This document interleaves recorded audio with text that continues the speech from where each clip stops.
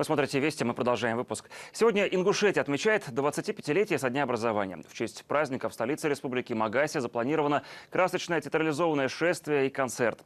За четверть века в Ингушетии было построено более 30 новых школ и детская больница, перинатальный центр и онкодиспансер. В регионе выросла рождаемость и число долгожителей. Тему продолжит Андрей Чистяков.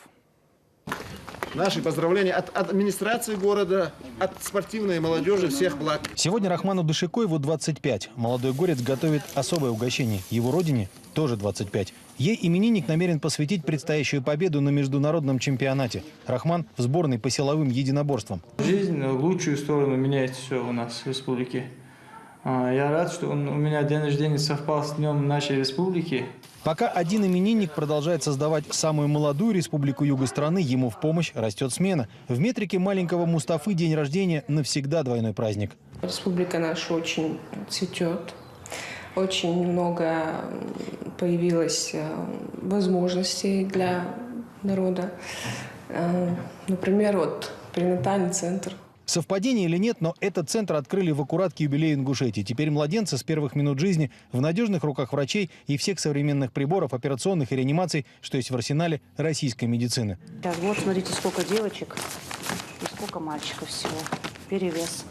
Неплохая примета, рассуждают врачи и местные женщины. Мы ведь уже давно не горячая точка. Жарко у нас только от южного солнца. Оно в помощь местным садам. Они растут десятками сотен квадратных метров в год, догоняя соседей по урожаю.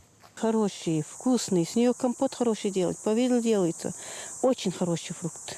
Очень. Этот сад только начало. В перспективе прибавка в 1000 фруктовых гектаров, продукцию с которых планируют продавать даже за рубеж. Первые переговоры уже ведутся. Партнеры заинтересованы. Стоим на пути такого хорошего диалога с турецкими компаниями и Арабские Эмираты, Саудовской Аравии. Республика состоялась, заявит накануне на пресс-конференции глава региона. Планы большие, но и они по плечу. Ведь ставили же предки ингушей башни в горах всего за год. Ну а в юбилей, пусть и совсем маленький по меркам горцев-долгожителей, не грех отпраздновать свои первые небольшие победы.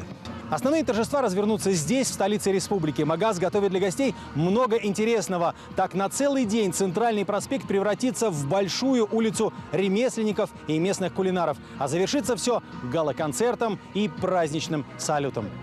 Андрей Чистяков, Евгений Радаев. Вести из Ингушетии.